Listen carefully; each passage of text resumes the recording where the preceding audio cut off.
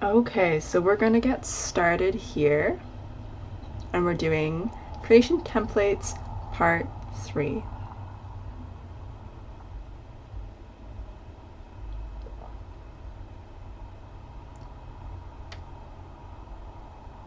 Yeah, sorry for being a little bit later today. I was later on my personal schedule. This week has been tricky because I don't know, it's just been so hard to get up in the morning and do stuff, and have just been feeling so tired, but listening to what other people are saying, that seems to be consistent, that again, the energies are very intense right now. There's a lot happening that we're not consciously aware of, so we're processing a lot of energy. And spiritually, our soul can be doing work that we're not aware of, and that can be a lot of drain on our physical body. Yeah, we're live. Yeah, thank you, Luminal Mind, for joining today. And you mentioned about spirals.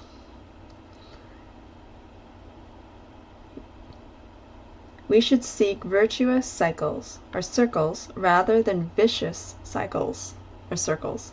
The spiral should be imagined as virtuous rather than vicious. Yes, exactly. So that's an important clarification, because I was thinking of virtuous cycles, but of course it can go the other way.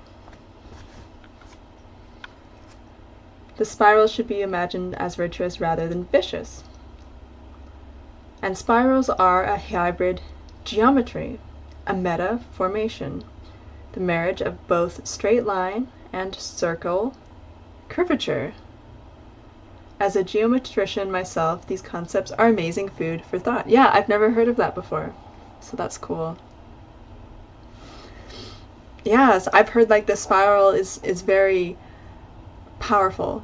It's a very powerful concept, and we see it in so much of nature, and reflected also in how the universe is created.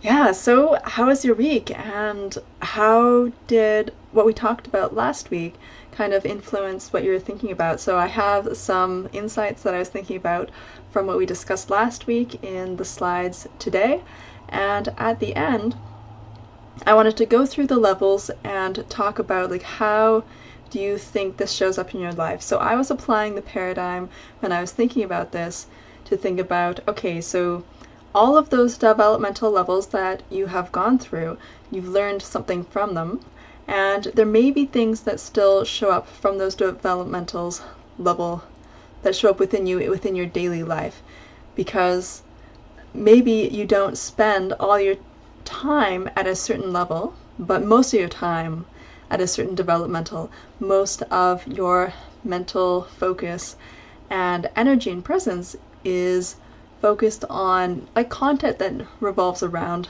that level, but the other levels can show up. So for example, maybe you've gone through a certain developmental level, and that influences your decisions currently.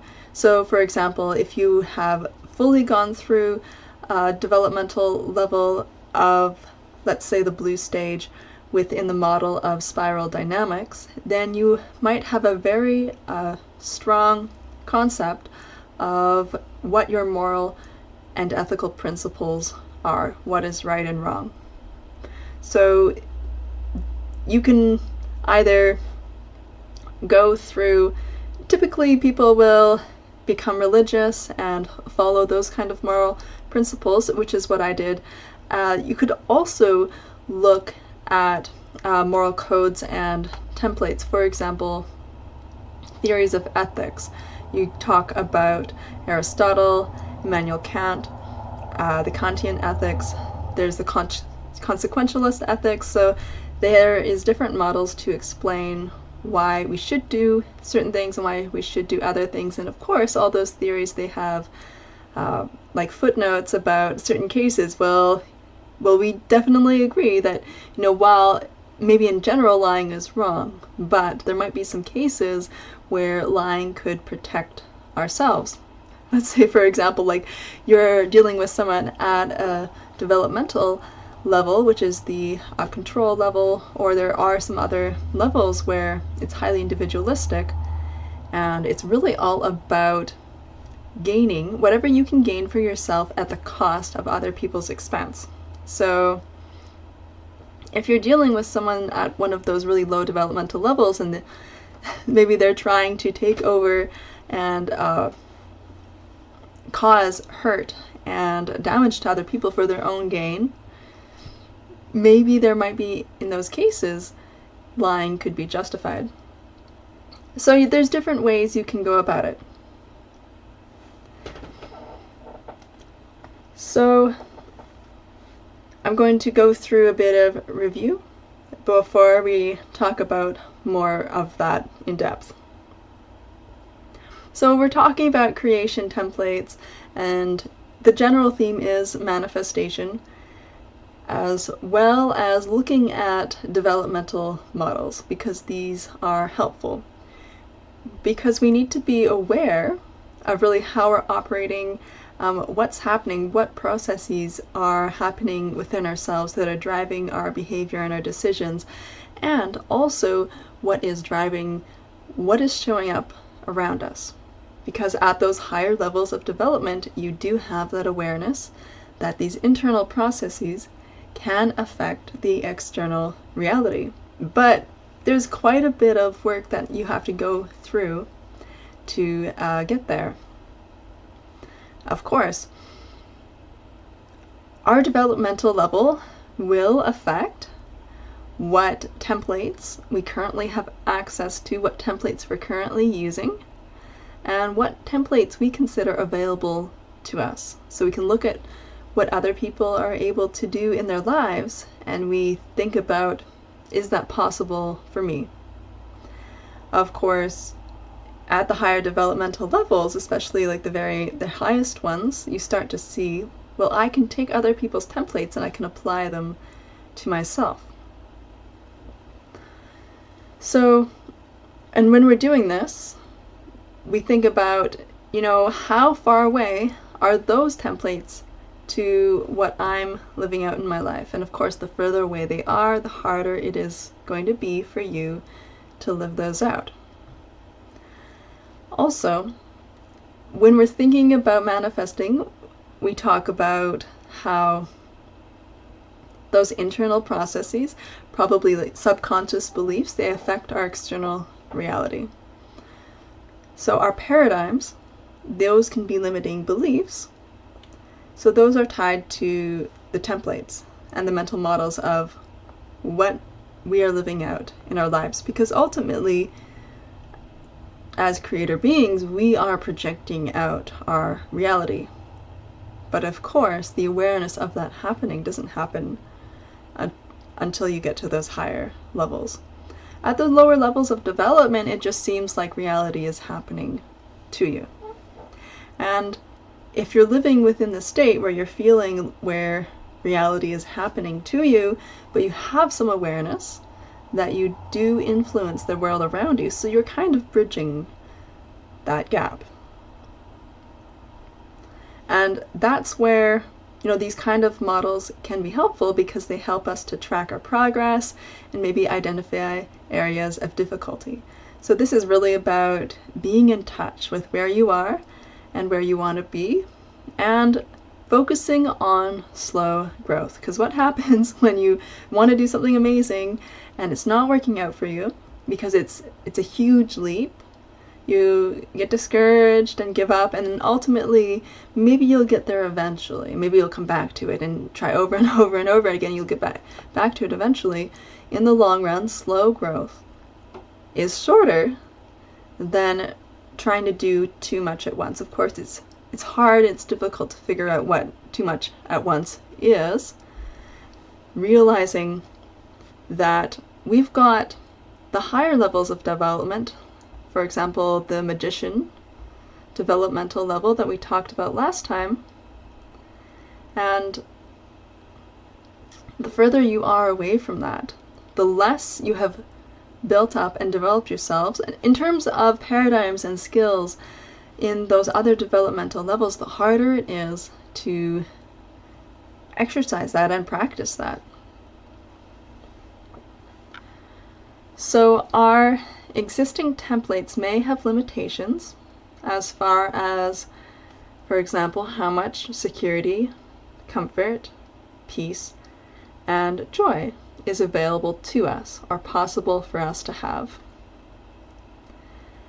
And there can be restrictions or obstacles in the way we perceive the things that we think that can't change, or the way that our habits of thinking, how we typically think about the world around us, we think about, oh, that can't change. So those are seen as static, maybe even stagnant aspects of our reality. I was at work this week and they were talking about the political situation in the US. And of course, there's attitudes about what is and what isn't possible, right? Very strong attitudes about what can change. And of course, when you're working within this creation mentality or mindset, you have to drop those and let those be. And that's up to you to think about how many assumptions do you want to drop. We also have the neurological wiring and memory of the body. So this can affect our growth. And of course, this can throw you for a loop. Because, as soon as you start thinking about what's possible, that neurological wiring or that memory within the body comes up and says, what, if we try and take too many risks, it's not going to be safe. And maybe fear comes up. So you might have to live through and feel through the emotions that come up, that maybe some kind of memory is triggered of something where you didn't feel safe or your security was threatened. So you have to reprocess that. And part of that can be feeling those emotions again, and it can be confusing because you think, oh, I'm actually not safe, when it's more true to say that you're processing that emotion. So when other people have created what we want, we can draw from their existing templates and adapt them to ourselves. And it's still a process of discovery, but at least you have a blueprint. And if you're creating a new blueprint, that requires creating new templates. And often we're going to be drawing on existing templates and creating within that. But of course, when you're creating new templates, and the more original it is, the more it can trigger beliefs about what is possible. This showed up for me this week about what reality is and what's possible, because I listen to people who are very far away from what most people think is possible or realistic, and I question. I find I have thoughts where I'm questioning myself. I'm thinking, is that true? Is that possible? Is that real? Am I just imagining this? So there's going to be that kind of mental chatter or those thoughts that show up. And part of the skill that you need in this process is being able to detach from your thoughts. So not identifying with your thoughts, recognizing it's just a thought and it's not necessarily true. And that's very, very hard. It's very tricky. And that is what you do when you listen to those restrictive thoughts and feelings, because sometimes you have a thought that shows up. Sometimes it's just a feeling in the body. It's this really uncomfortable feeling, a very restrictive feeling. So listening to that, and part of reprocessing that, if you want to be able to, some people call it expanding your container for what's possible. Of course, the word container, I was always wondering, what is this container they're talking about? The container is just your, the network of beliefs and ideas and thoughts around what's true. So, paradigms that reflect existing templates include this is one that I think about, the one that affects me. I will never be able to own a house because of inflation, deflation, and you can say the decisions of the government, and seeing that, you know, the government isn't going to change, and that's not possible, and that's not realistic. Like, we're stuck, and maybe thinking, I will never have a fulfilling relationship. Maybe you feel like you're not attractive or wealthy enough. You think it's not possible for you to become more attractive or more wealthy, so that part is tied into the previous one. So ways that you could change those paradigms is realize the paradigm where the issue there is, I'm not attractive. Well, I could become more attractive. Also, another paradigm which might come to mind for you is that, well, I don't need to be more attractive or wealthy. I could find someone that I have that strong connection with where it's not dependent on being attractive or wealthy enough. And maybe it's even possible that we can all have a level of comfort where being wealthy enough isn't as much as a driver.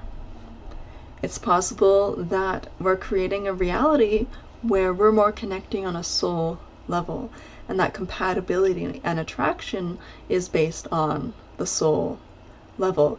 And you could also assume there's going to be more people that you're going to be meeting who are compatible with you, who are at a similar developmental level as you. Because we talked about last time, you know, if the majority of people are at lower developmental levels and you're at a higher developmental level, you're not going to be compatible. It's going to be a struggle trying to date. So looking closely at these paradigms about what you think is and is not possible, and the truth is your ideas about what's possible change. They're quite variable. Even for me throughout the week, I find myself thinking in this kind of doom mentality and think about, well, yeah, I was thinking about that earlier, that's possible, but that's not really possible. We're in spring here, and you know, energetically, it's really been matching the seasons, at least where I live. We've been going through this period of winter, both physically and spiritually, where there's been this deep internal processing, deep changes under the surface. And you really need that period to prepare for spring. And of course, when spring comes, you've got the beautiful plants and flowers that just blossom overnight. It seems like they blossom overnight. So there's things happening under the surface, and then they just start to blossom and start to show change. So if you're wondering, you know what, why is there no change? Like, I'm expecting change, I'm not seeing it. Remember, we're in spring. So we're going to be seeing more change. We can appreciate the seasons within the weather, but also the seasons within our lives. And I'm feeling that more now, that things are going to happen as they happen. Big things are happening. Really beautiful, amazing things are happening, but they're going to take time. It's like building a mansion. It's going to take longer to complete the design and lay the foundation for a mansion than it is going to be for like a small hut. A small hut, you can just throw it together, but a mansion, it's going to take a lot more planning and design. So here, we're talking about building not just a mansion, but like a whole entire palace, and maybe a palace in the clouds or on a floating island. So this is the level of scale that we're talking about. So you have to pat yourself on the back during the process, and don't let yourself get discouraged, or even let yourself feel discouraged.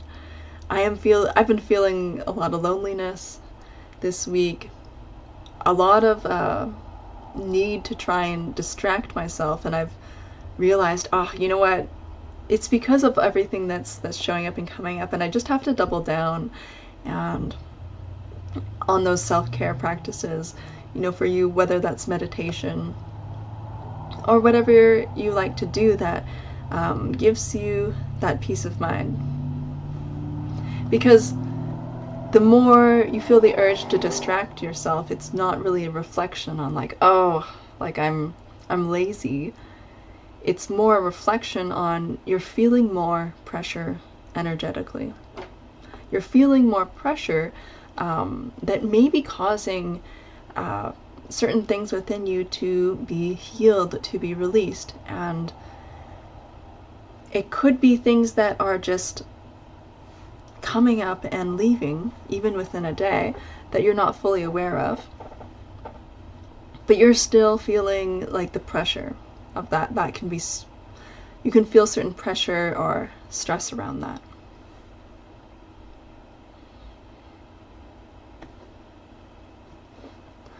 So when we reference existing models, we are using templates of reality. So, and we can choose to use those templates or not. So I'm talking about like the models that we were looking at last week. These models of levels of development. Because remember, like those are constructs, and those are based on the current reality that we are living in. So if we are creating templates that are modifying that underlying reality, we can think about like, how much do we want to take into consideration existing models? However, these models can be helpful to jumpstart this process because it requires more mastery to create templates further away from existing reality. And models help provide guideposts, kind of like stats in a game. And it's kind of like we're playing in a game, right?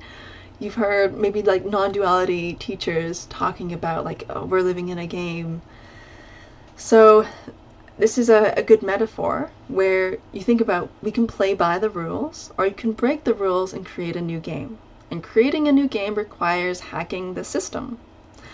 Within our current system, the people who can hack the system are what we call the magician in terms of developmental levels, the ones that we looked at last time.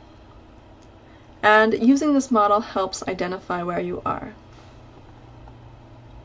So these were the levels that we were using, and we're also looking at the compatibility chart.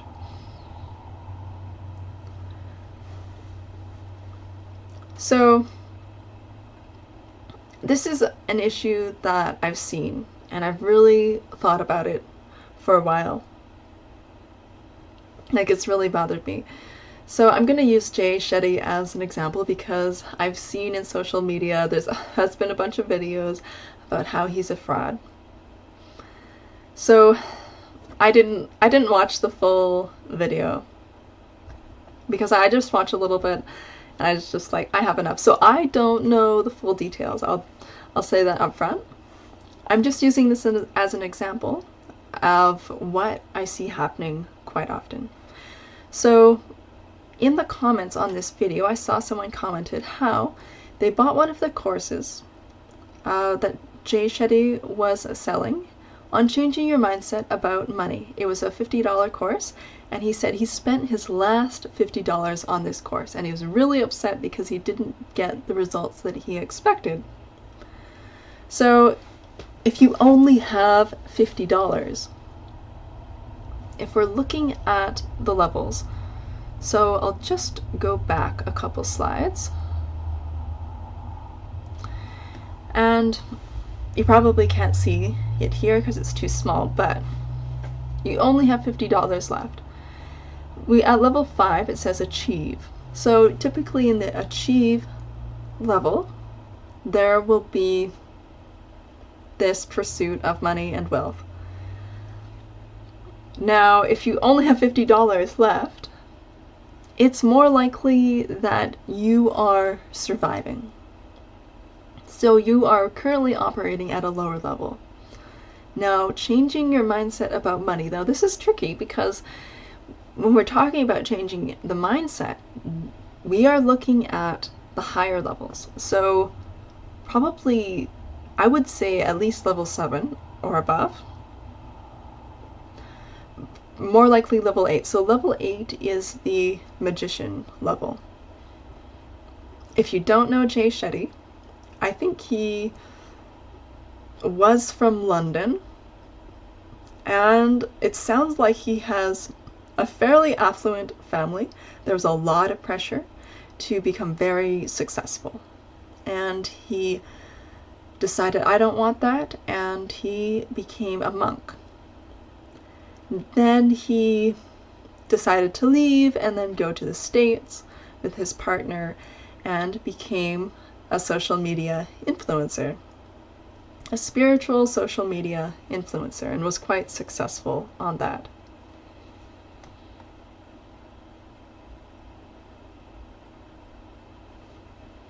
So he was around a lot of monks, and he was sharing the teachings that he learned while studying from monks.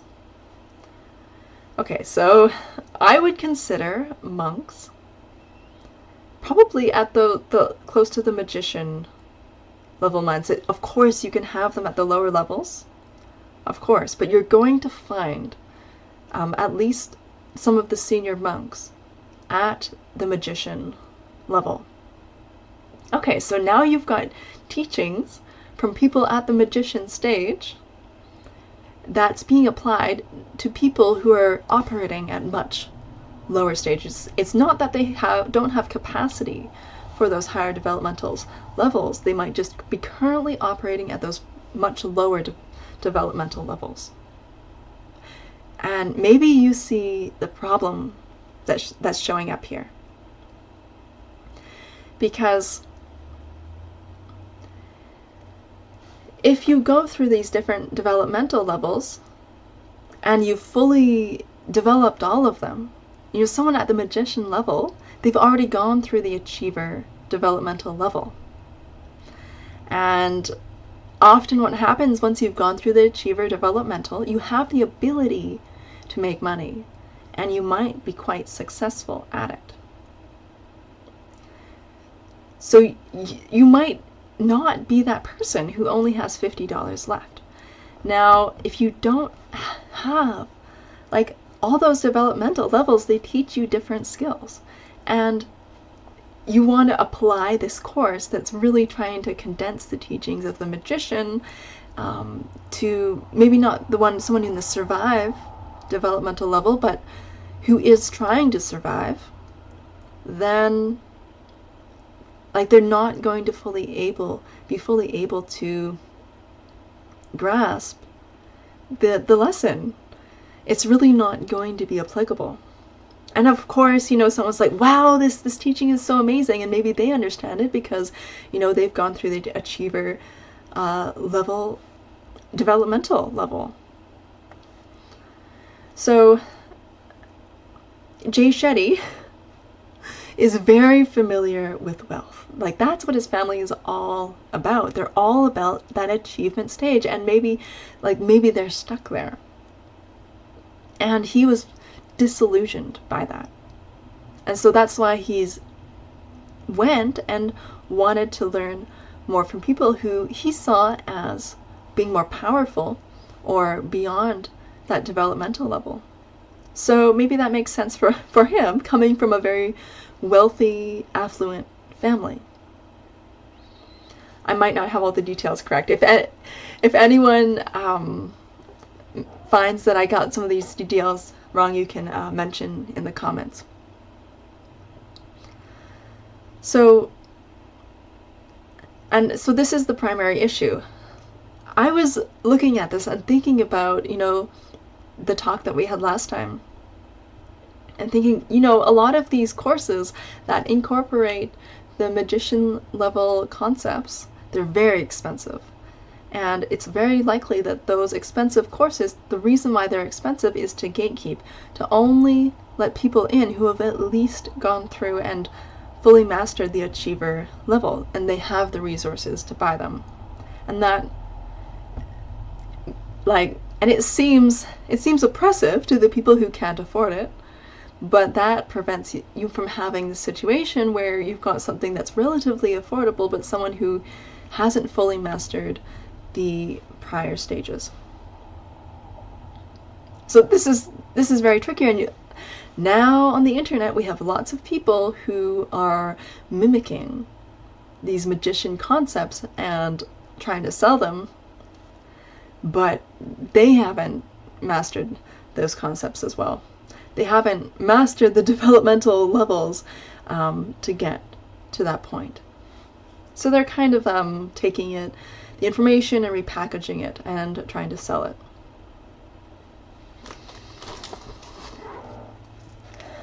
So, and of course, this can be seen as predatory. So I understand why Jay Shetty is getting a lot of flack for what he's done. And from a morality perspective, judging people for being good and bad, I don't look as seeing Jay Shetty as a bad person. People in the, achiever stage will often make moral or ethical sacrifices for the sake of achievement. And people at the sanctify stage see this as a learning process. So they see other people, they're learning, right? Yes, they can apply a moral judgment to someone because they understand, well, that might motivate them in certain ways. However, people have limitations. They're limited at the developmental stage that they're at, and they have to live through it. They have to see it to the end and see and understand the limitations of that. So I don't necessarily see Jay Shetty as being a bad person, but again, I might not have all the details. And this is pretty much what I think about this situation, given the information that I have on it. So I have another story to share that reflects this. So this is from, I have this book called Tales from the Dell by Solala Towler. And there's this story called Down by the River. So it's quite long, so I'm going to try and summarize it a bit.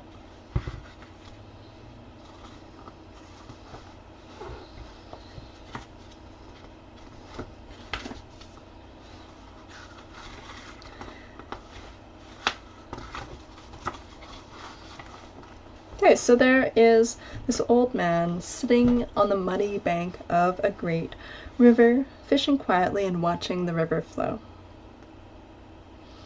So he's got his toes squishing in the mud and his bottom getting wet with early morning dew, and he loves it.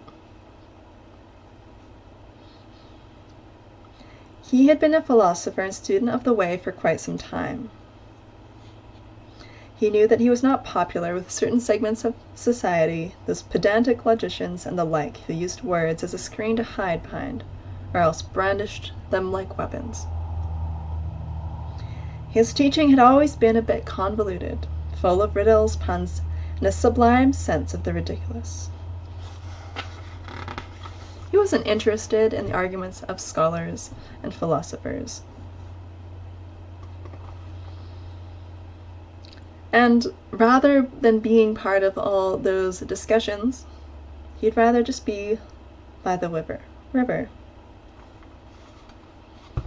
So he was apparently well known, and we've got two men who come and approach him, and they are messengers from the local lord who lived on just the other side of the river in a great castle.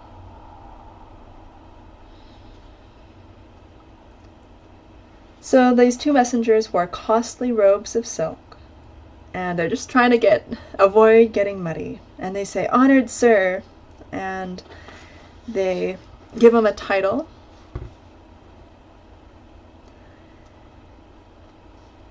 And they were looking for this great sage. And so apparently this lord is looking for this great sage so he can get some wisdom from him. And so then the old man, he thinks to himself, you know what, I know what's going to happen. There's going to be hours and hours of fawning and false modesty, and followed by days of being a virtual prisoner, arguing with a dim-witted nobleman who had never had an original thought in his head. And he would have to deal with whatever other sages the noble had ensconced there to argue philosophy before him. And he was done dealing with them. And he said the logicians were even worse. Of course, there's the term logicians, and we can see, you know, that's very closely tied to like the rational stage of development. So we'll go over the developmental stages again, and just as a review from last week. So we'll see that then. How many endless hours had he already spent trying to get them to let go of their previous concepts and opinions and open themselves to the simple, unadorned truth of the integral and eternal way. No, he could not stomach any more of that. He had to find a way to turn them down. Suddenly an idea came to him. You have the shell of a ritual tortoise at the castle, do you not? And the two messengers were surprised by him saying that. They thought he would jump at the chance to be set up in the castle, being paid well for his efforts, and would be wearing much finer clothing, and would be enveloped in much richer surroundings than the mosquito-infested muddy river bank. So they would use this tortoise shell for divination at certain times of the year. And so there's a bunch of pomp and circumstance associated with this divination practice that the old man could not stand. And he found like all this ancient sing-song music more irritating and less musical than the whining of the mosquitoes. That's a pretty big insult. It must be pretty irritating. Endless speeches and formal testimonials.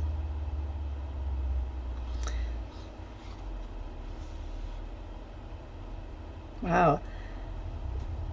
This story, it's really making this lord look bad. He says whatever predictions they would make,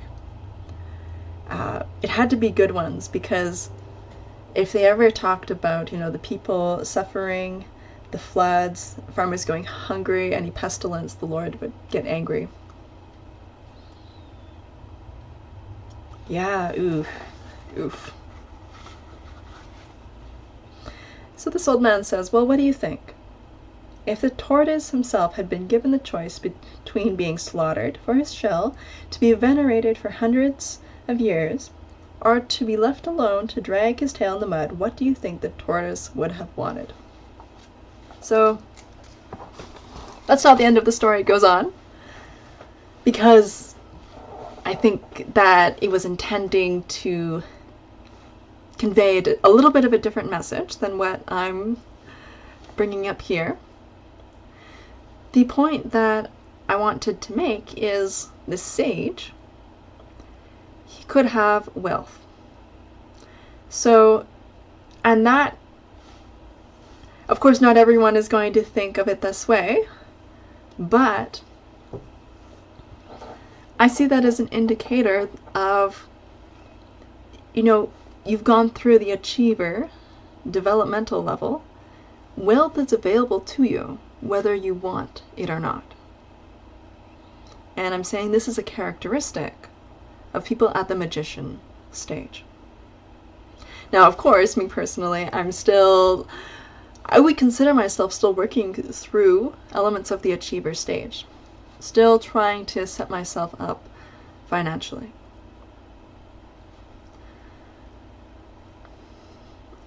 So I wouldn't say I'm spending a ton of time at the the magician stage. I would say like I might just be grasping or just slowly accessing it.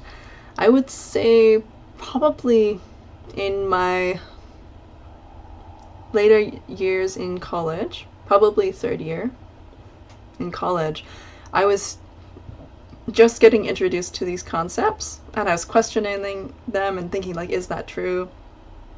So it does take time to start to think about these things and integrate them. It takes quite a bit of time.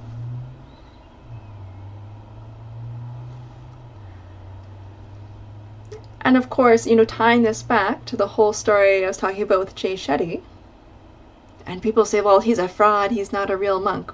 Well, he went and found people at the magician level stage and then realized, you know what, being a monk here isn't what I need right now. I might actually need to go back and really fully develop my achiever stage.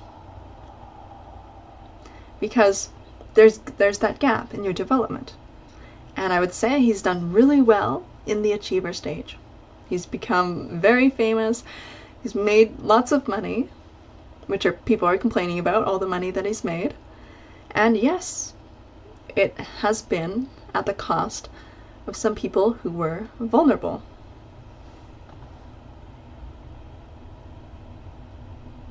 Of course, and this is where, you know, this awareness is lacking.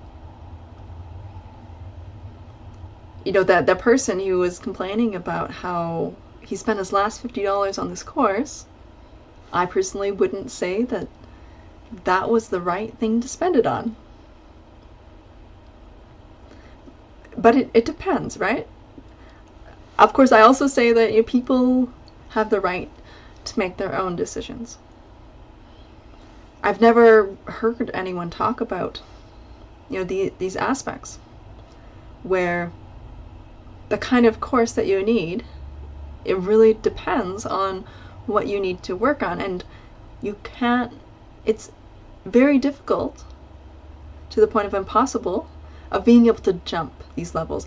You can, but you're gonna have to go back and develop whatever you need to develop.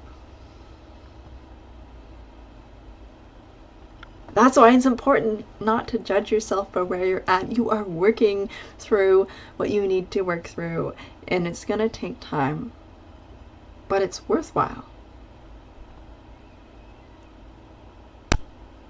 Considering that most people don't even make it through a full developmental level stage within their lifetimes, beyond what the society is currently at. Okay, so here is the next application of the spiral dynamics model that I am applying to what's going on. So we're going to mention the political cultural wars that I see happening right now. So this is an image. We've got Katie Brett on the left, and on the right that is a picture of the women in Handmaid's Tale. And it's a quite shocking story of, or warning of what happens when the political right just gets free rein and goes to the extreme. And it says, nothing changes instantaneously. In a gradual heating bathtub, you'd be boiled to death before you knew it. So that's Margaret Atwood, a quote from The Handmaid's Tale. So that's quite a alarming picture in that comparison right there. So they're comparing how, you know, we're seeing similarities happening there. So what I see from this is that choices, decisions, and behavior can become extreme near the end of a level of development. So if we're, of course, in The Handmaid's Tale, you've got the marriage of church and state. You've got very extreme traditional values and roles. And like this is if we want to talk about developmental levels, we're looking at control. This, the way I understand the spiral dynamics model, is that it would correspond to the blue stage. A lot of the blue stage is present within religious communities. You've got that adherence to this religious ideology and this strong morality of what is good and bad.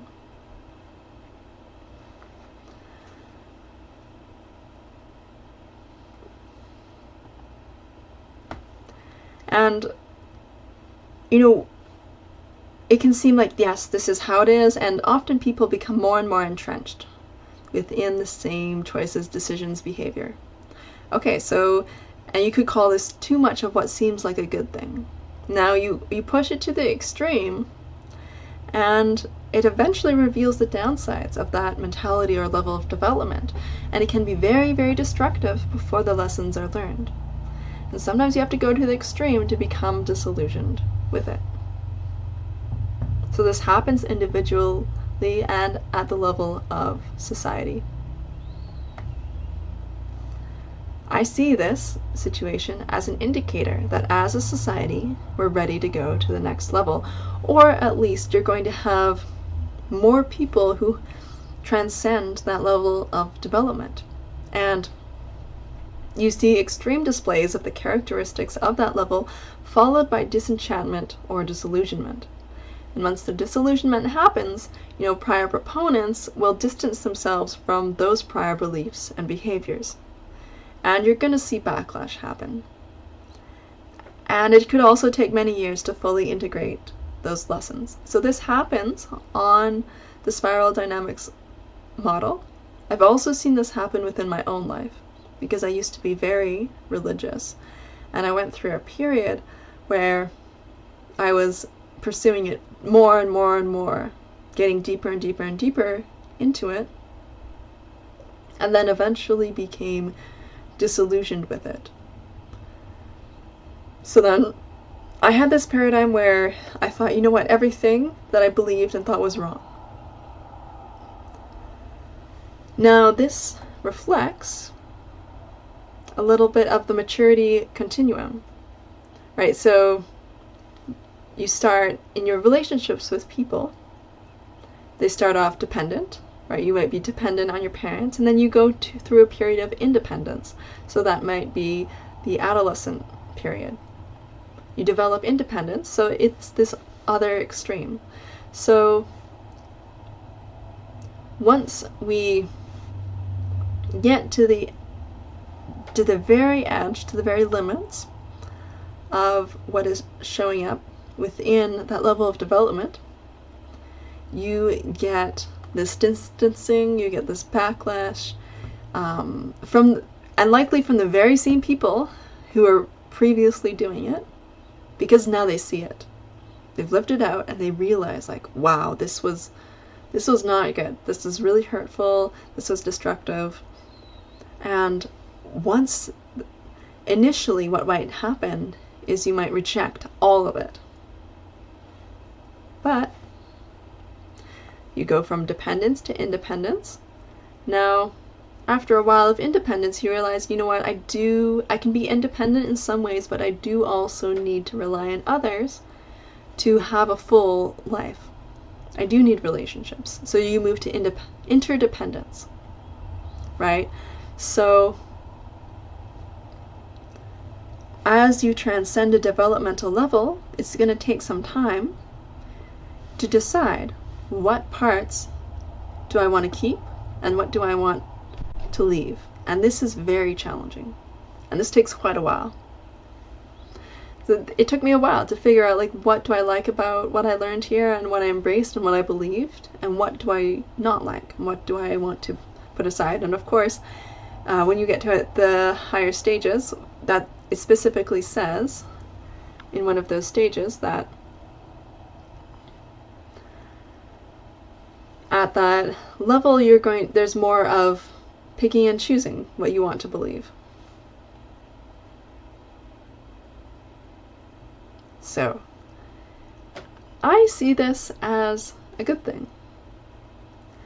And when you talk about these political and cultural wars, and you're seeing these extreme behaviors, and you're kind of shocked, and you're wondering, like, what's going to happen?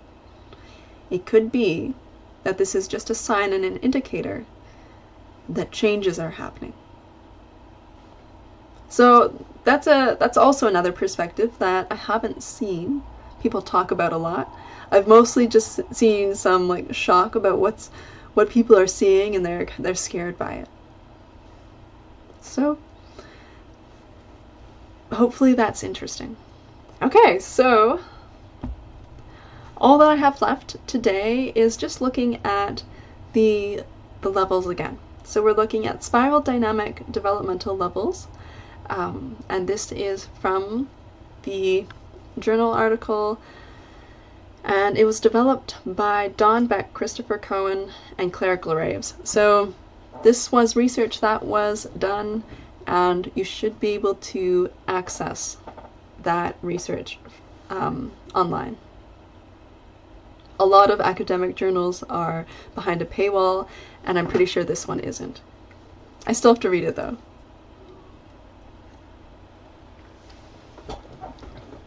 So I just added some notes, and I just wanted to talk about application. Of course, I'm not guaranteeing that I am applying these concepts correctly, but this is my perception of how I see this showing up in my life.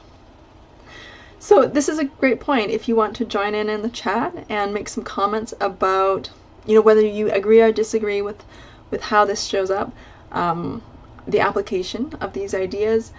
You can also add some suggestions. So this is a great point where you can add how you think this shows, like these different stages show up for you in different areas of your life. Okay, so the first stage, level 1, survive. So it's very impulsive, reactive, living in the moment. So I think about this, and I think about how I sometimes get this reaction of fear that I feel within my body, and it feels like this survival response. So I'll give an example. One thing that happened this week was I had to take care of my car. It was not starting, and I was having these issues for several weeks, changed out the battery, and I was really anxious about dealing with this because I don't know that much about cars, and I was anxious I was going to have to spend a bunch of money on it. And I noticed within me it triggered a fear survival response. So it was like this fear within my body. So this doesn't show up for me very often. And I think, I don't primarily operate at this level. But if I was operating at this level at any point, I think that would be it. And there's certain things that trigger that, like that strong emotional survival based fear feeling within me. So one of them was my car. I went to the dentist. The last time I went to the dentist, it was a really bad experience, and I was scared. My teeth were permanently damaged, and I was in pain. So of course when you're in pain, you're in that kind of state. So I would say, this survival stage, it is heavily influenced by fear-based tactics, for sure. The more we're in this stage, the less we're able to access, like, those magician levels. Oh my goodness, there's been so many chats, and I've missed all of them. I was wondering why I was not seeing any chats. Oh wow, I'm so sorry. I feel so embarrassed now. There's so many, I can't even go back and read all of them.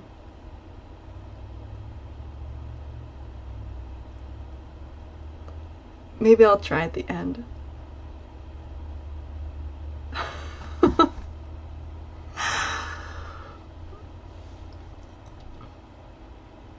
Okay,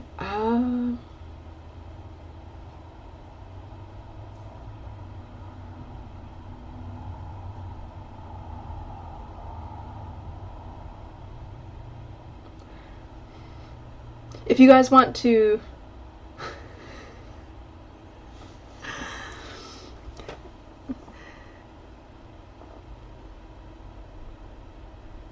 oh, yeah. Well, if you guys want to add any ideas of how you think this survive level shows up in your life, you can add that. I will answer comments from now on.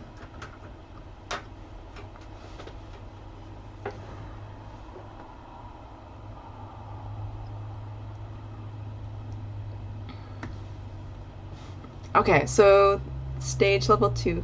So connect, really about the safety and security of the group. Oh, thanks, Paul. Yeah, when I get 1 million subscribers, I definitely won't be able to keep up with the comments.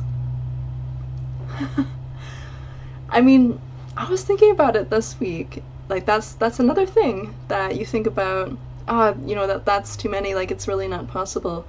But what you're doing here, like, whenever you're working on something, you're developing the skills. So even, like, showing up and working on presenting and working on speaking, like, I listen to myself speak, and I see the flaws. I see, you know, there's still some hesitation and lack of confidence, but each time you do it, you're getting better, and you're slightly just refining your skill and what you're doing a little bit more and a little bit more. And each time you do it, you're getting closer and closer to that polished version of yourself. Like, whenever you see people who are really well known for what they do, you are seeing the polished version that they have spent years refining.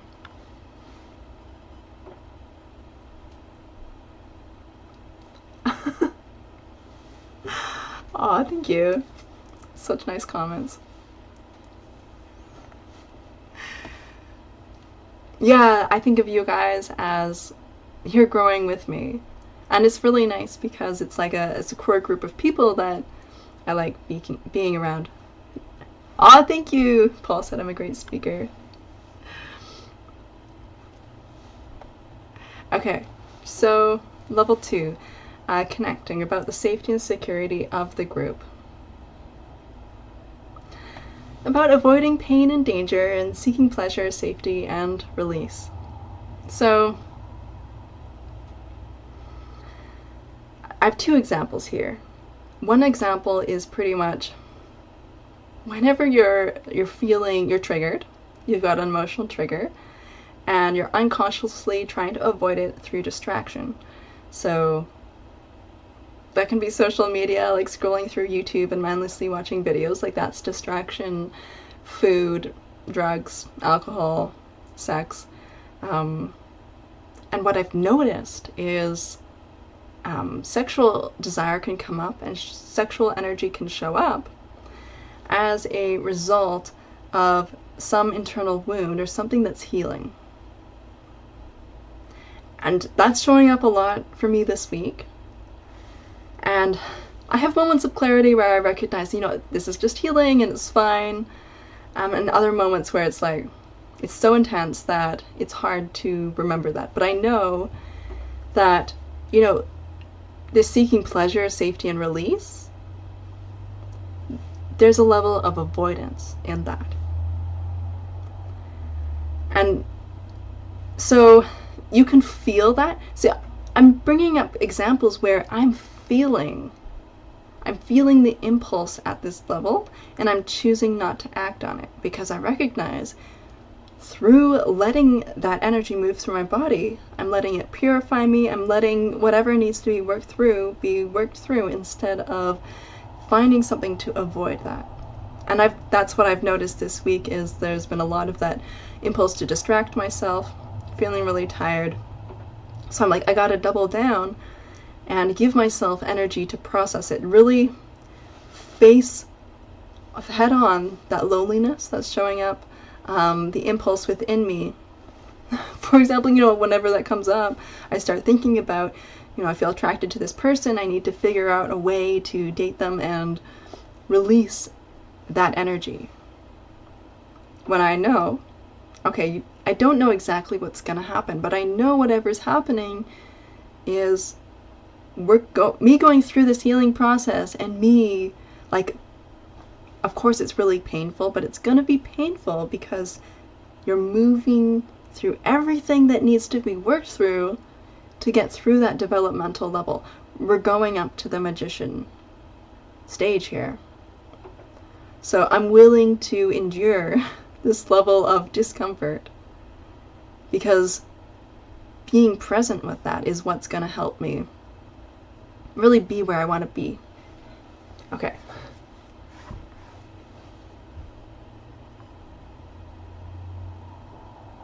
Oh yeah, it's hard to like make comments in a timely manner because like we're getting through the content here quickly, and of course we're bringing up deep thoughts too. So that's great that that's being triggered. It's going to take time to come up with relevant things to say.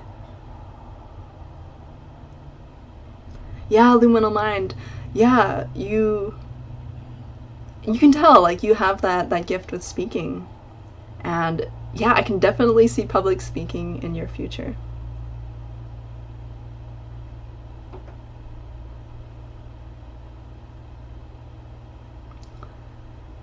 I've contemplated a monastic lifestyle, but ultimately only as an escape from the weird real world expectation I find myself in. Yeah, that can come up as an escape, and ultimately you have the choice about to choose.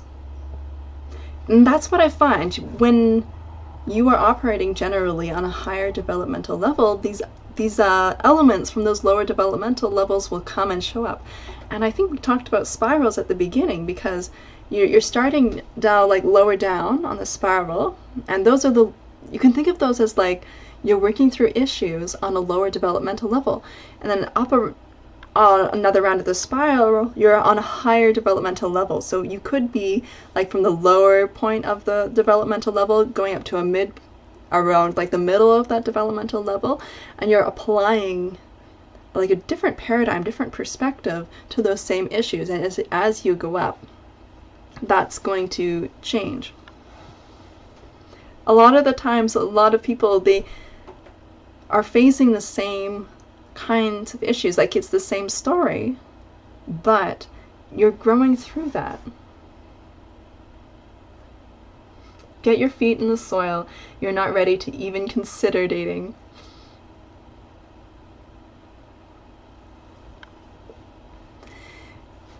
And we talked about, relationships last time. And, the issues that show up at the different developmental levels. So you want that really high level relationship. Well, you got to really work through those developmental levels to get there. And so that was it was a good model to consider.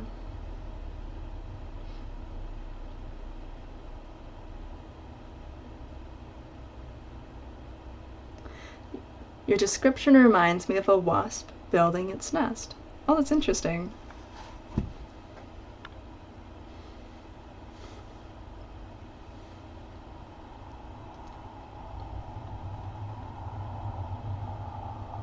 Oh, so I had two examples. I talked about one.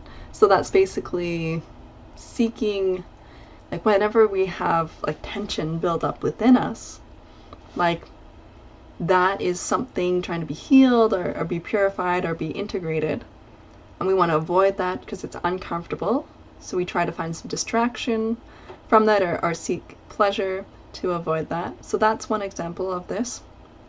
So you can feel it but not act on it. The other example that I had was, so the stage 1 was the survive. This is level 2, connect. This reminded me a lot of when I first became Christian as an adult. I went to a Catholic elementary school, so I had some introduction. But I had a friend's parent try to bring me to Jesus. So she gave me a pen and explained it to me, and I just accepted.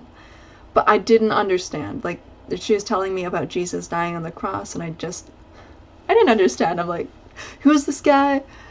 But I was a child, right? That's a difficult concept for a child. But I became Christian and was baptized right after high school. Now, I look back and I think about what was happening there. My home life was very chaotic. There was a lot of stress. So I was having difficulty mentally and emotionally holding it together, basically surviving. And within the church group that I became a part of, I found this connection. So there was this group dynamic where I felt some safety and security in that was balancing out this chaos that I was dealing with at home. So for me, this is an example that showed up there.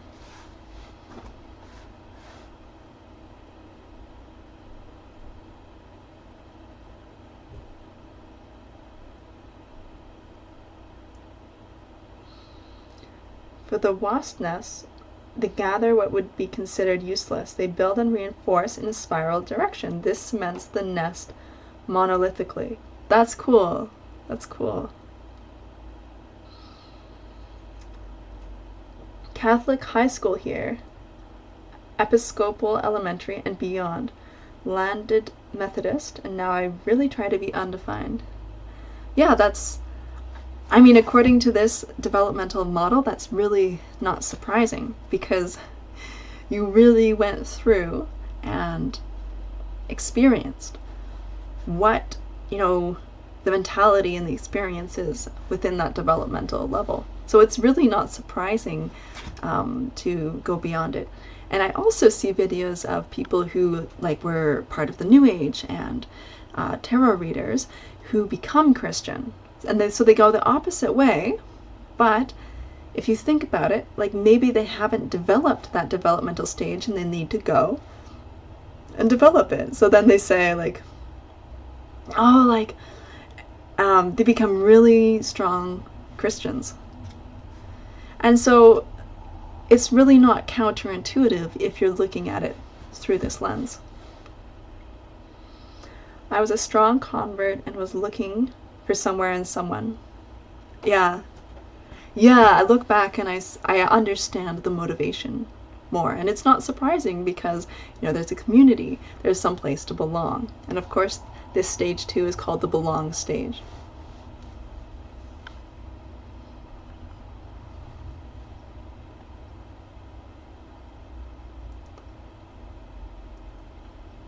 Okay, level 3, the control stage.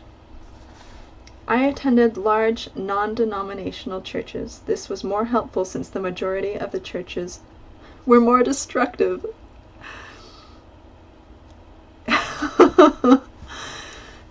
Yeah, I can see that. The thing about churches is that there's something for everyone, and there's varying degrees of intensity. People are going to pursue things to a greater degree. And even if you're in a more conservative environment, you can still pursue personally things to a greater degree, right to the end of the road. You seem to be touching on the idea of pendulums. We tend to waver back and forth at various times under certain conditions of our lives. Pendulums. Yes, exactly. And that shows up within spiral dynamics. There's a pendulum between individualistic and collective. The large churches tend to be more intellectual rather than hell-bent emotional. Yeah.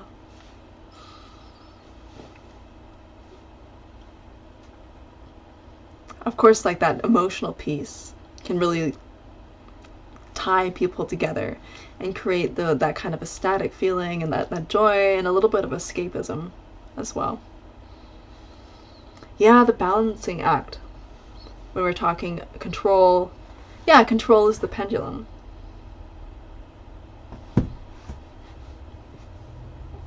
Okay, so we had survive, the first stage, which was individualistic, and then we had the second stage, belong, which was seeking the group.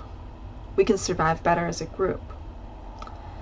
And then we have this swinging back towards individualistic, the control stage. Do what you want at whatever cost. Okay, so these enduring needs rule over immediate impulses. Like, okay, so there is the ability to delay gratification, but it's very egocentric, self-interested, and self-protective. I mean, when we're talking about being self-protective, you might have to strengthen your self-protection ability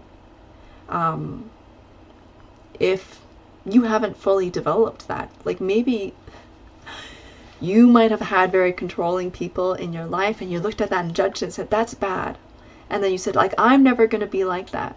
And then maybe you became a doormat and you realized you had to develop that skill of really standing up for yourself, being selfish. You know, sometimes people will shame you. They say, like, you're being selfish. I'm like, yeah, because I need to be. Because you're taking too much of my time and energy and resources, and I have nothing left for myself. So this is what I think about within this stage. This is fairly straightforward. We can definitely easily think of examples. This is very, I mean, pharmaceutical companies, it's a very good example of this kind of mentality. Although it depends, because if I say pharmaceutical companies, there's going to be different people at different stages who are going to, that might not be a good example. A good example would likely be like an authoritarian regime. If I say pharmaceuticals, that might be, there's going to be people in there at higher developmental levels.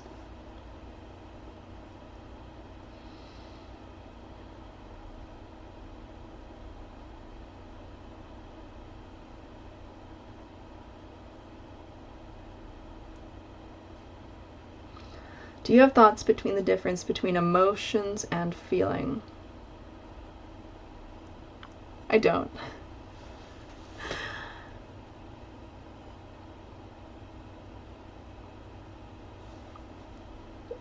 I have heard of there being a like a differentiation between the two. At first I thought you said, like, do you have thoughts on the difference between emotions and thinking? And the only thing I thought about with that was like the cognitive behavioral model, where it says like that emotions arise as a result of thoughts. So you can have emotions arising, but your thinking is unconscious. In terms of emotions and feelings, maybe you guys can answer that. I've learned to find those places within my own personal pendulum where I can sense and overcome most of the swing. Yeah. I remember in my early 20s just being very intense and very extreme and not having a good of awareness of where the balance is.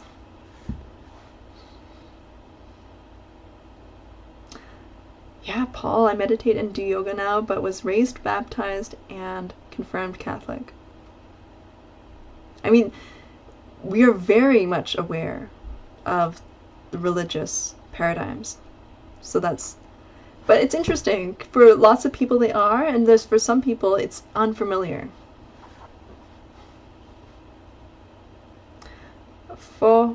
faux humility will show at this point. We are rebuilding our id and will need to contour our base personality.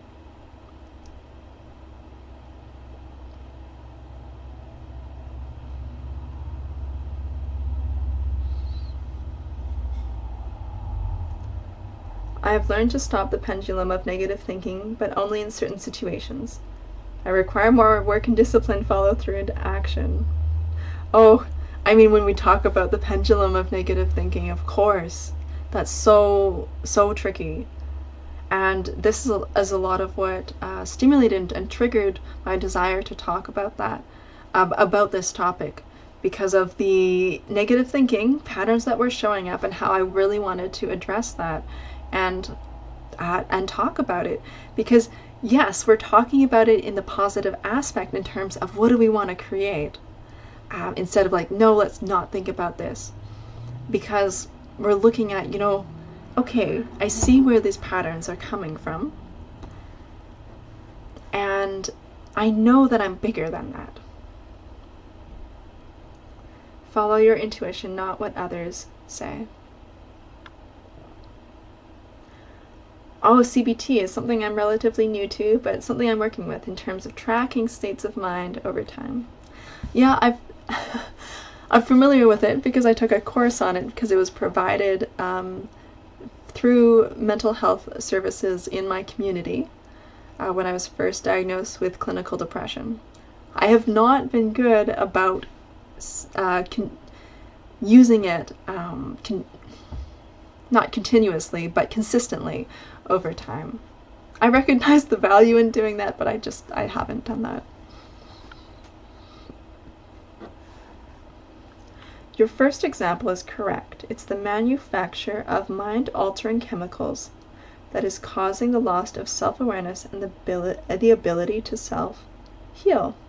Oh, you mean the pharmaceuticals. Oh, that's a different take on it than what I was originally thinking about. But if we think about, okay, so that's another level of detail. Control. We'll go back to the other slide. Do what you want at whatever cost. So I'll go back to the comment.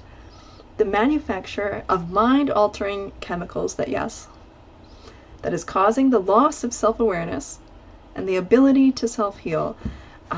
So that's very talking about predatory behavior. That's a good way to frame it. That's a good way to explain it.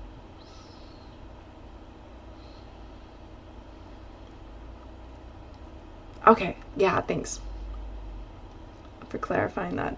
Awesome.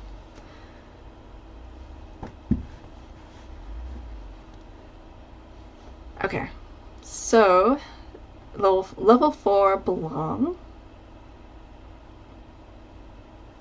What was level 2? I think I mixed them up, did I?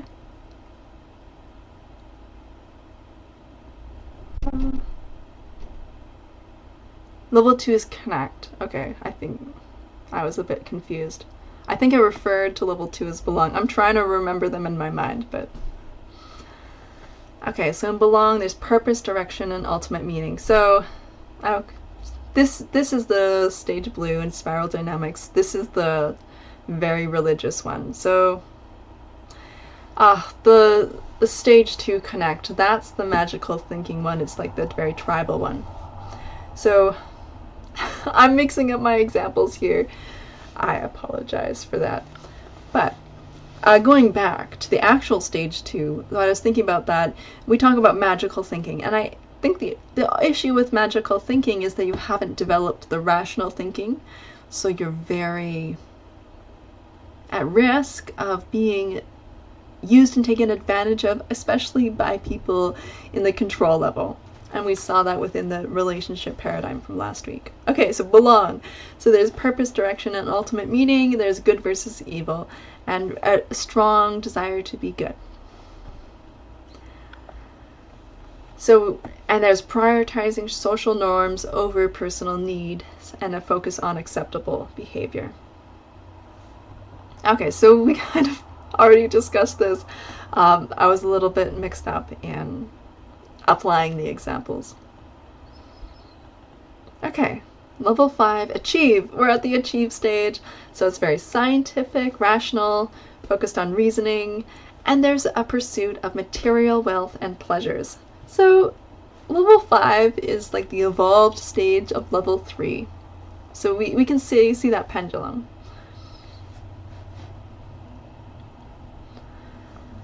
So within this stage, there's a focus on measurable reality, laws, control, results, and goals.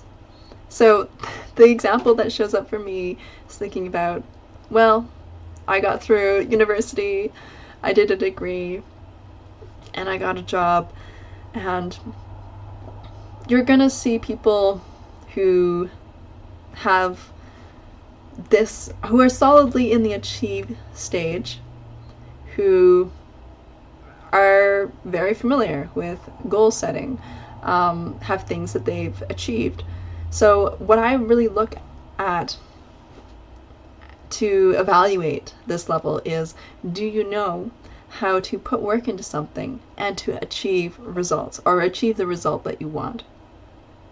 And this is very much about putting like material effort onto the material world to produce changes within the material world. And I think we're fairly comfortable with this. And like I talked about earlier in the slides, sometimes you do need to work on this and develop this. It could be during or while you're working on the higher levels, because this is where I feel that I'm at. I feel that I'm still achieving this material wealth and pleasures. I'm interested in that, and I'm still working towards that. I don't think I have fully exhausted this stage, but I'm also working on those higher stages as well. And this is where it's tricky, because you might have a higher level awareness, but you're still struggling in these areas. So I gave more context also about the sage and the turtle story as well. If you say, well, you know what, like, I'm too good for this, but you don't know how, or are not able to materially take care of yourself or provide for yourself. Not that you don't have the option, because this sage in the story had the option to have wealth. So that might be something that you might need to work on. Something that I'm working on, and something that I'm realizing, you know what, it's okay. It's okay I am where I am, because this is something that I'm working on and developing on. I am slowly developing these skills that are useful in my job, that even if something happened, I would still be able to find a job elsewhere, or be valued, or be paid or compensated for these skills. I'm also trying to develop other skills as well, to maybe transition into being able to do more work that I'm more interested in, but I'm still not, I'm kind of doing it the safe way. You know, some people, they quit their job and then just try to start YouTube and go with that, or try to start coaching, and I think that's quite stressful. And I prefer the approach where it's more of a slow approach.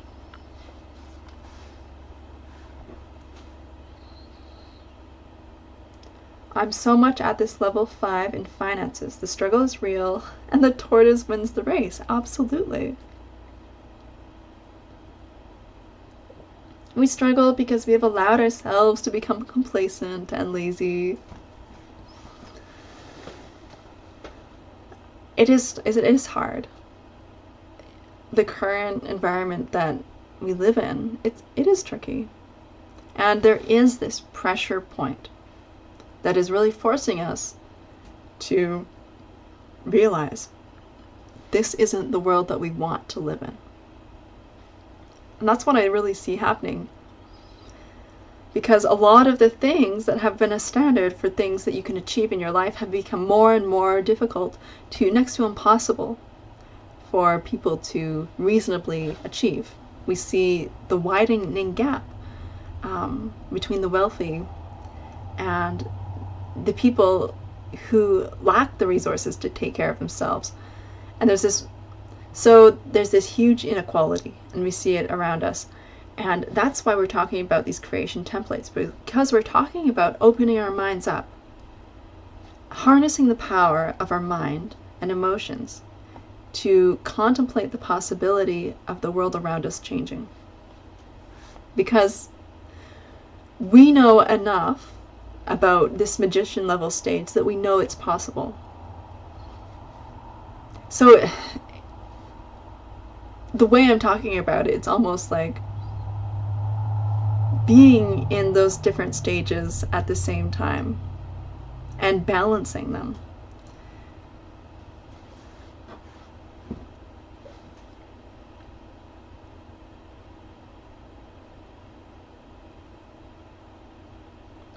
Ain't that the truth? This isn't the world we want to live in. Yeah, we want to live in a world where we can follow our passions, where that's normal.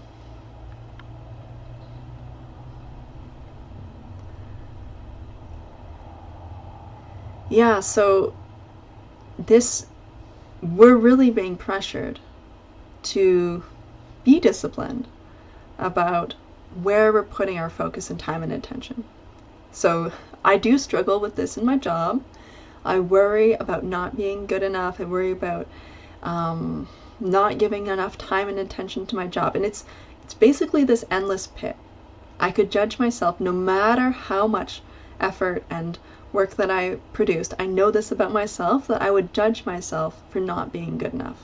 And this could go on indefinitely, so I really have to rein myself back and remember and remind myself that, okay, this is a pattern, and this is typical of this achiever stage, and there is a bit of fear and anxiety about survival that's showing up here, and it's okay.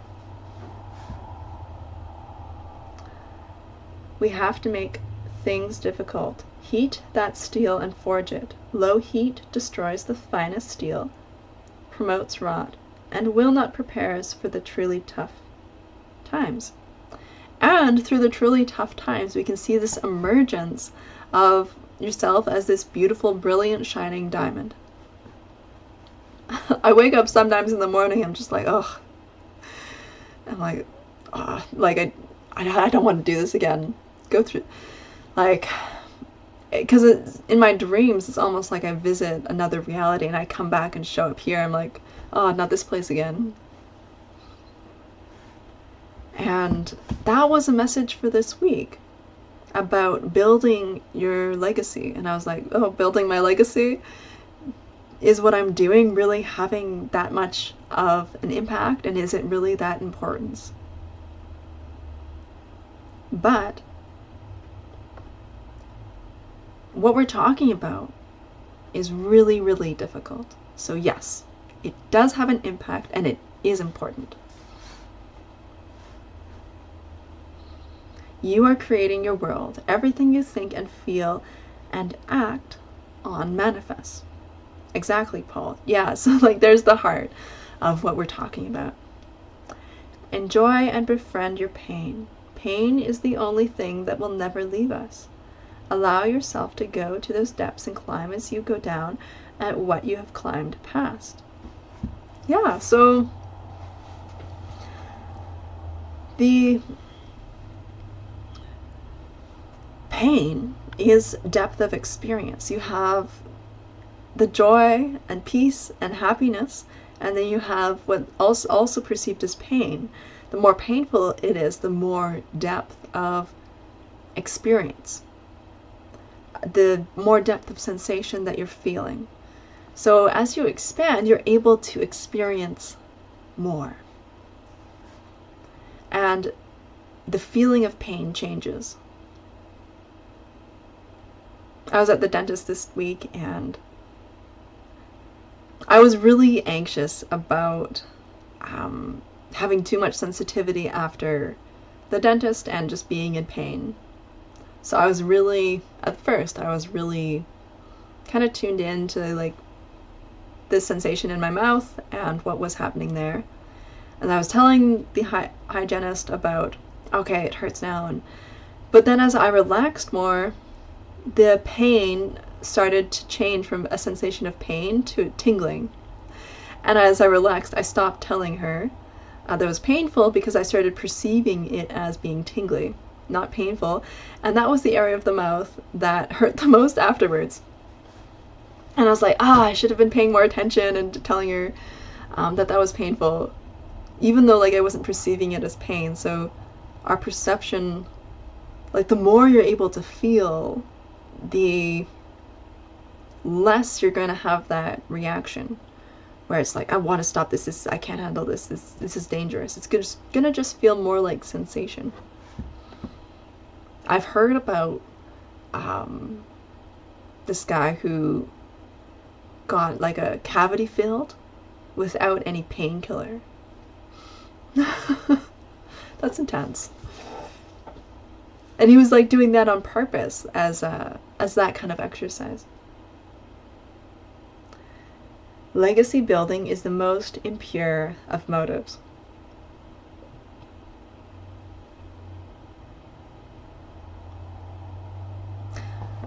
If we're talking about motives, so what is driving that? I would assume like what's driving that is, I'm going to build this legacy because I can gain from it. So we might be talking about, yeah, that could be the achiever stage. And you could have an impure motive because at this achiever stage, wait, am I thinking about a different one?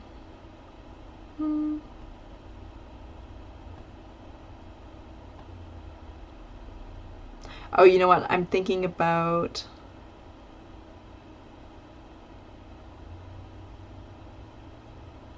this stage. Okay, so if you're trying to leave a legacy and it's driven by being at this level of development, the control stage, do what you want at whatever cost. Yeah, like a lot of things could have impure motives there. I always tell people to make friends with the pain. Yeah. You're like, I don't like this friend, but maybe they could teach me something, I guess.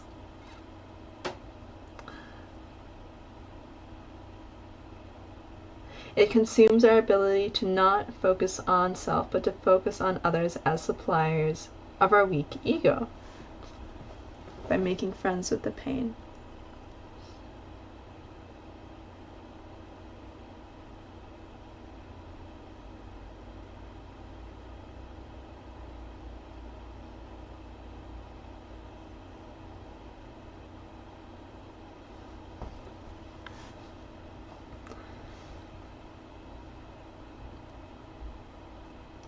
Okay, I think I lost the plot here.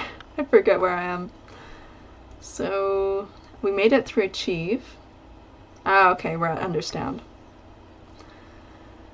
So inner peace, care for others, human rights. Okay, so now we're at the hippie stage, radical inclusiveness. We also get radical relativism. So this stage can be quite extreme as well. So in our society, we're seeing a lot of this green stage, this orange stage, and this blue stage. So we've got individualistic, achievement, consumerism, this capitalistic society. We've got the very strong, entrenched religious beliefs and adherence to a moral code. And then we also have this kind of, oh, we care about others and we want everyone to be okay, but it's a little bit of this unraveling of what's right and what's wrong. We've got this radical relativism, multiple valid perspectives, and subjective reality. And of course, this can go far into the other direction.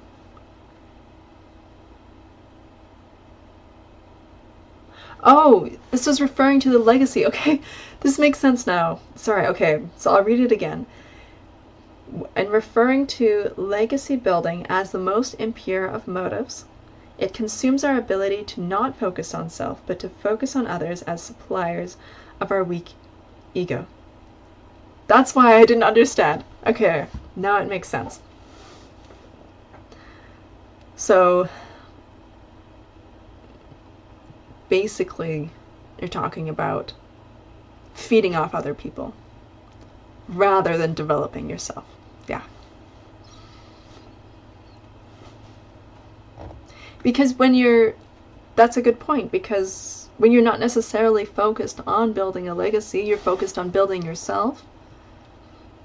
Maybe you are building a legacy as an afterthought, but that drive to improve yourself, to do the hard work on yourself, that is what is creating those results, that impact.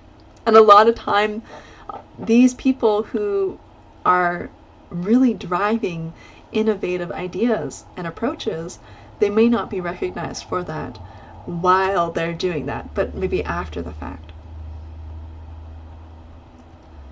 Okay, I didn't bring up any examples personally about this radical relativism. I do have a coworker who often says, like, that's just the way it is. And then I don't say anything, but I think in myself, well, that's one perspective. So I do see myself embodying this a bit. This can also be egocentric at this point of healing. Helping others as a means of internal support is built upon a shaky egocentric foundation. Yeah. I mean, you're referencing even what we were referring to before, like taking these like manifestation principles and repackaging them and selling them and trying to build up a bunch of followers, where you're taking all these principles where you're not embodying them yourself.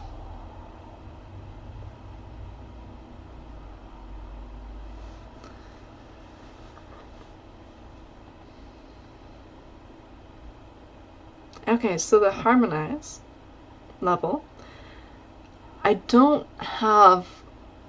have to do more reading about these higher levels because I'm not super familiar with them.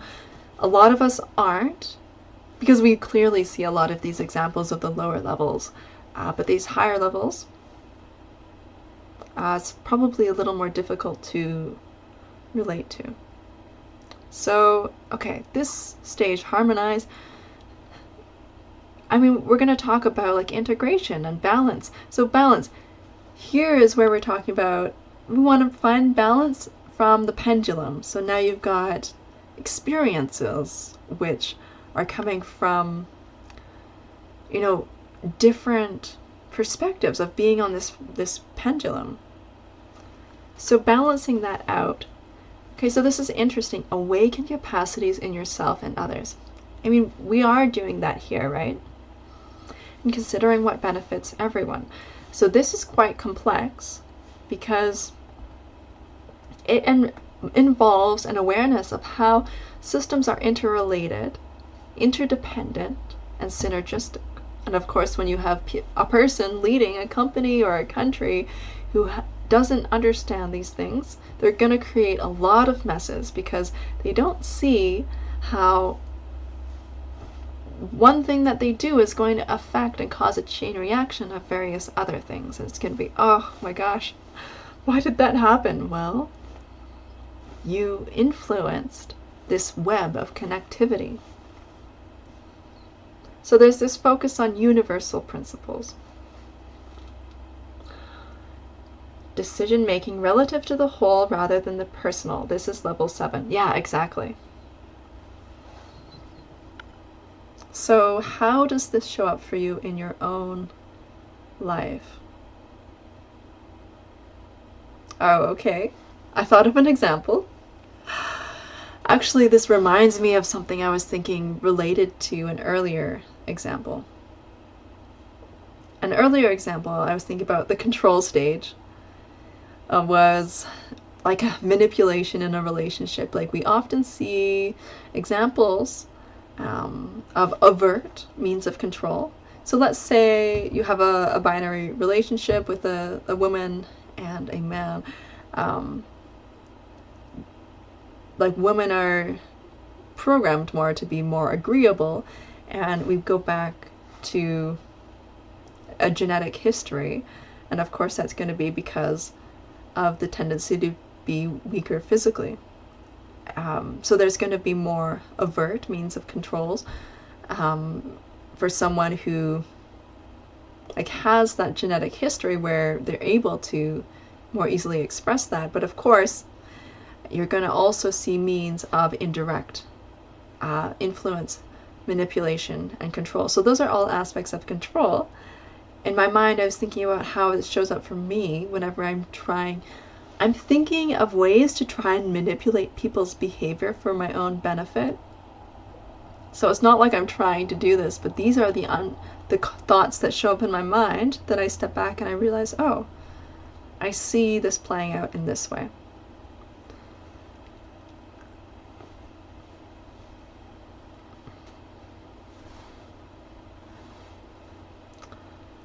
My harmonizing level is attained when I crave silence and creativity. My mind no longer fears myself as a periodically opposing force of necessity. So you're referring to like this inner conflict. That's what it sounds like. This inner conflict that shows up where like those lower levels are kind of at play, and you're really focusing and connecting into experiencing yourself at this higher developmental level. That's an interesting idea about imagining the aspects of the different developmental levels as personalities within ourselves, and kind of like hearing those personalities talk and interact with each other. That's another theme that came up with for me, was that internal conflict, and I'm like getting drawn into these like conversations in my mind and seeing it through this perspective. I'm seeing how, okay, those are reflections of different levels of my past that it had these experiences within these different paradigms and states of being, and they're kind of arguing with each other. But that awareness to be able to see that and stop believing and connecting into those narratives, that's what allows you to step back and harmonize them and almost like quiet them.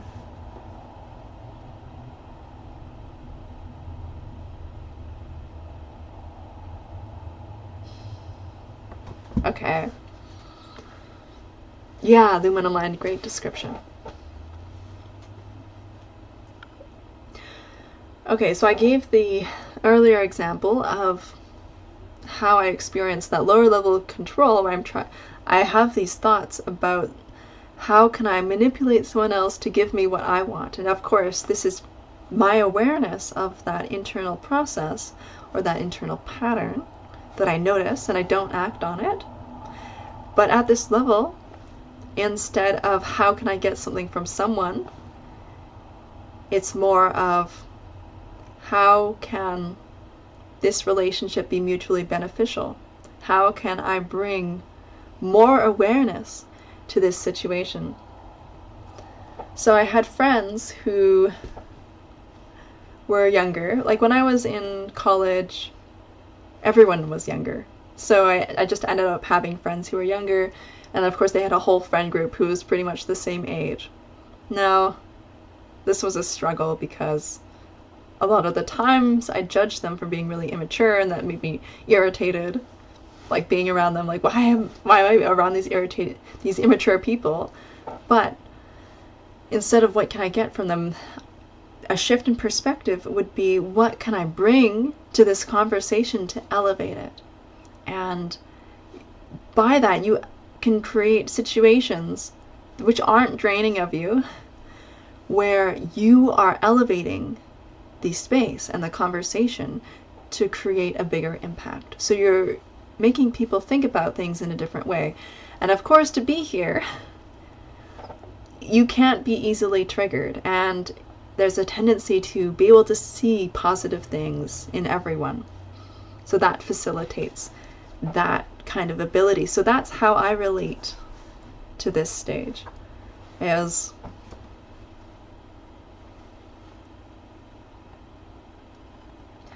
awaken capacities in self and others. How can everyone benefit from this?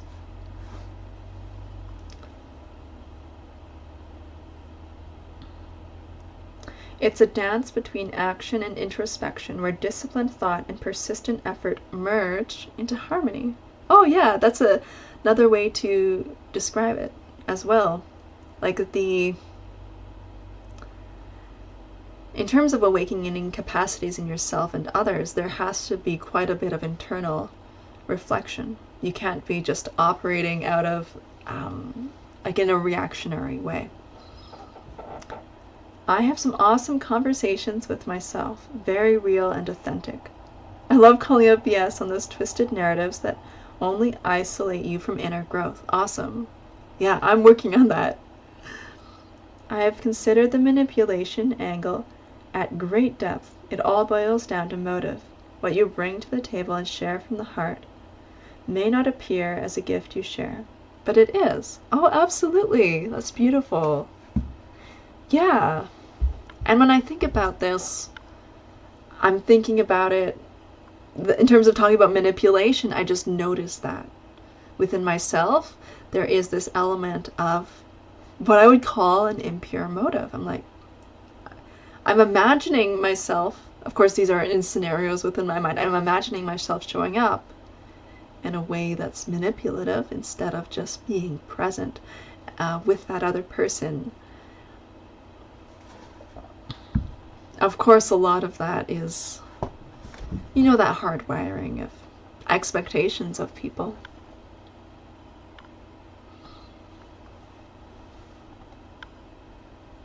So at this level 7, we're already seeing intricacy and the delicacy and the skill that is required in the self-awareness. It's like it's no easy feat operating at this level. And I would say there has to be quite a bit of vulnerability with yourself and others to be able to embody this. And also discernment.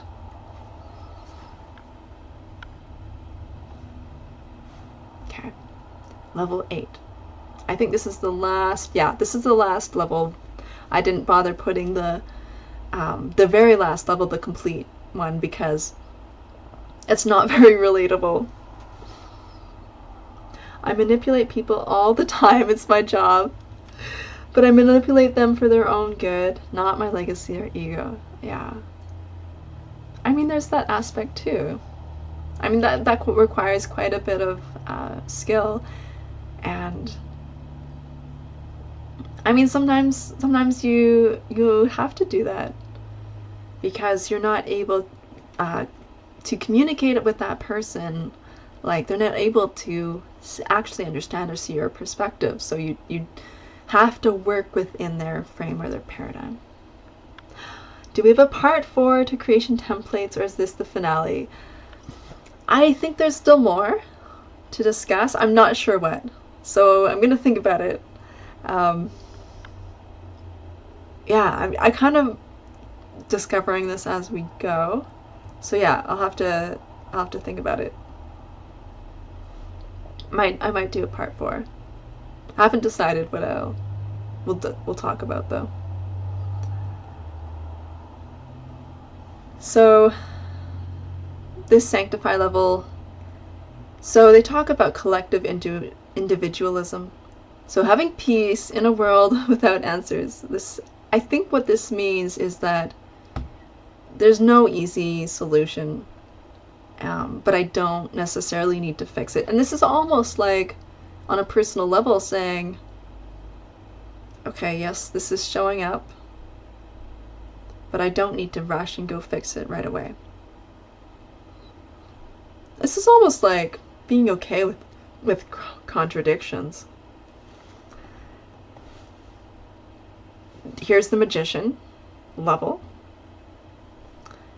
identifying as the story that the self tells itself about itself. And I call this awareness of manifestation principles. You have to manipulate your own subconscious because of conditioning. You do. Absolutely. That's so true. That sounds like a great video title.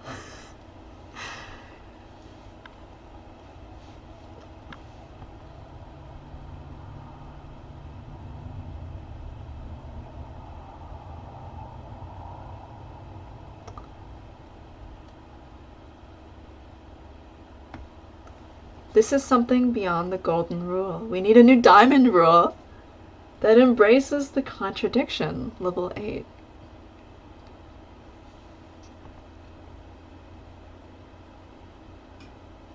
The diamond rule. That's a very interesting idea.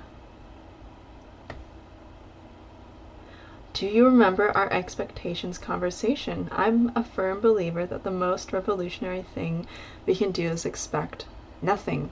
I think that really ties in well here. It's like radical acceptance.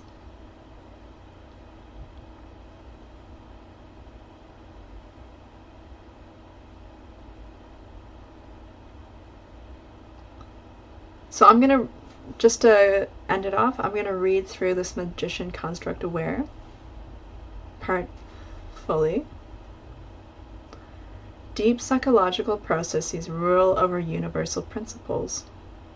Identifies as the story that the self tells itself about itself, using its experience as words or chapters. Able to consciously witness interplay of awareness and oneself. So we've been talking about this, including thought, emotion, sensation, impulse, memory, desire, etc. Ooh, yeah. Focus on responsibility for own awareness and on transformation of self and of system as participation in system.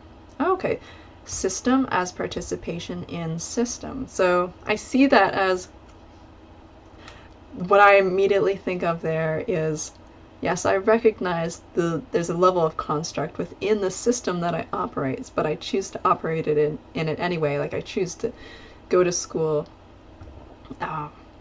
Even while I was going to school, I had so many identity crises. It was so stressful, but I still chose to finish the degree. And I still chose to get a corporate job. So I'm still participating in the system.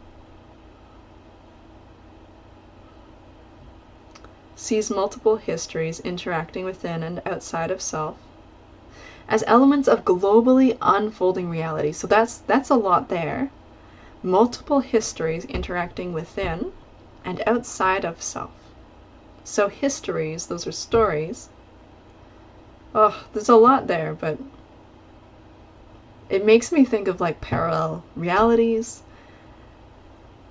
and kind of how we all contribute to what's happening. We have our own stories, we have these other stories, we have, maybe there could be these limiting beliefs, but there could be also a part of us that has like that magical thinking element that through our skills, like maybe we go through the achiever stage, we go through the understanding stage, we understand how, different people operate together. We develop these more mature and more holistic views of reality. We're able to manifest or bring that magical thinking into practice more and more.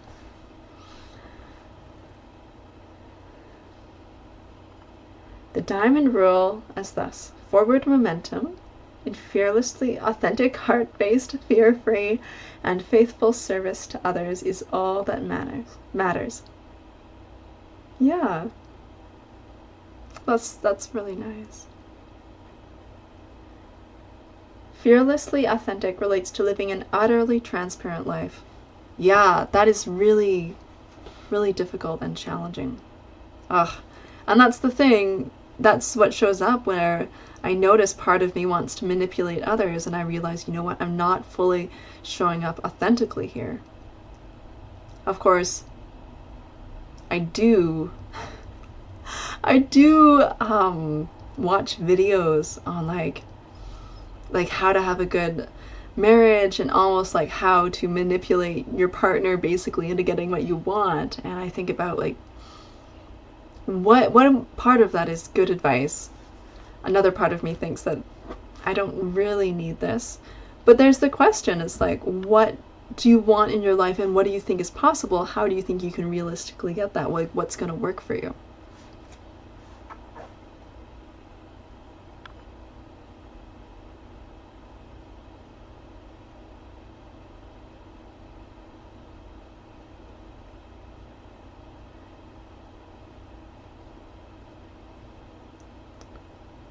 You can shift realities instantly, quantum jumping. Yeah, this is the stage basically, yeah. And I guess you could kind of skip developmental levels by being really, really focused.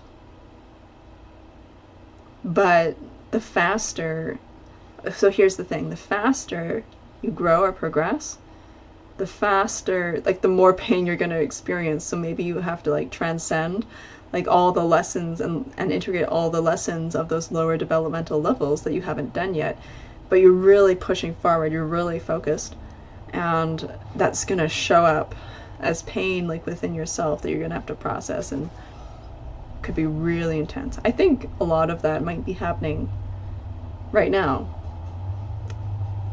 for people. And there's this shift where people are growing really, really quickly.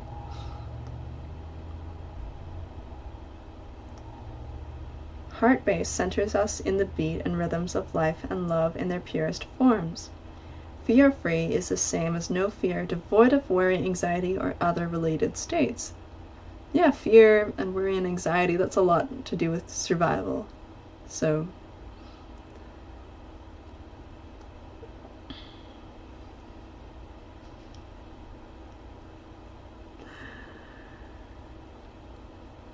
it becomes more fun as we don't concern ourselves with superficial consequence. Yeah, superficial consequence. That's a interesting phrase. I mean, that could be the part of us that like worries about those things we fear coming true, which we're kind of hardwired to worry about. But worrying about it like limits us from our growth. Give me honeydews and I'll stick around.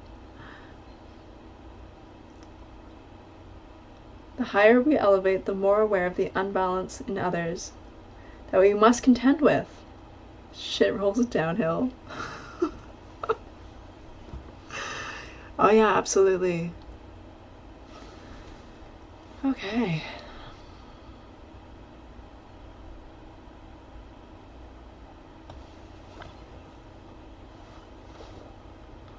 So another quite long live. We didn't really get to as many examples of the different stages as I would have liked. I kind of only touched over it. For a final thought, in terms of constructing and creating templates or thinking about the stories around our reality and what we really want, probably the most important thing to focus on is what you truly desire. So if you're going to be working on creating new narratives and new stories, probably the most effective way to do that is focusing on the stories around what you truly desire, because there's going to be a lot of energy that is behind that, and a lot of energy there that you can channel.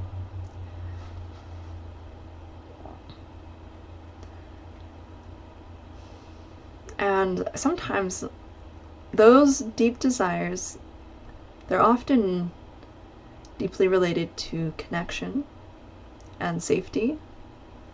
So relationships and wealth. I was thinking about, so in the background here I have an image of the house that I liked, that I wanted to manifest. And I've been thinking about that and it's like, well, what does that give me? And really it's addressing that need for safety and security. If I'm living in this house, then that would mean that I'm not worried about money. Because there's no way that I could afford to live in this house as long as I had any concerns about money. But there was this level, I was like, okay, so that's what that represents to me. However, I might also like to have some experiences that I haven't had, where are typically experiences where you don't have that level of money. So I was like, oh, that's interesting. So sometimes the things that we really want really badly, like we have attachment, like I really want that.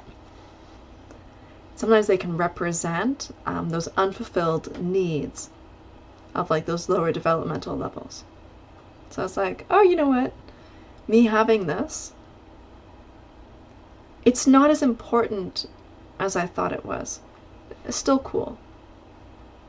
But there's this range of experience that I would like to have that could come in a different array of order or experience, and I can't really control how that unfolds. But I do, there's interesting things that I want to experience within that array of experience. So it's not necessarily better if what I want, the end goal, comes faster or sooner. So that was interesting to realize. So maybe that might be something we talk about more next time, about incorporating that, like the deepest desires of our heart into our creation templates. And that's going to be very much focused on the current templates of our reality. Okay. Yeah, so much fun. I'm so glad that everyone was here today, and thank you so much for the input and great conversation. Yeah. Awesome. Yeah, so have a great week. And yeah, thank you for the lovely, lovely comments and encouragement. And we will see you next week. Bye.